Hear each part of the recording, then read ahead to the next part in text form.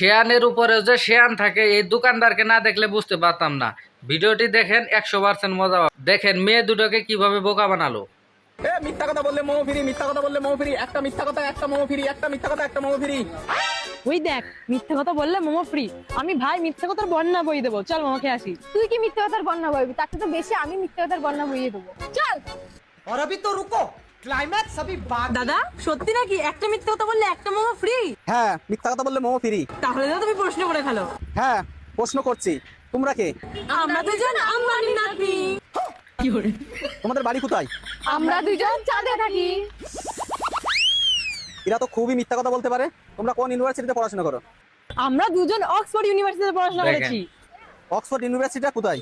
বাংলাদেশে। ভারতের প্রধানমন্ত্রী কে? কেন তুমি?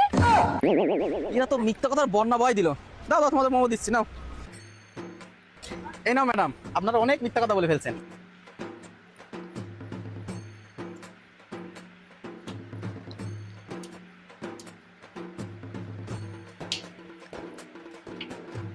ও ম্যাডাম, পয়সাটা?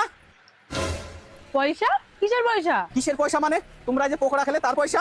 আমি পকোড়া খেলাম কেন, তো মোমো খেলাম। এই তো সত্যি কথা বলে ফেলছো, পয়সা দাও। আমার সঙ্গে চালাকি, তাই না?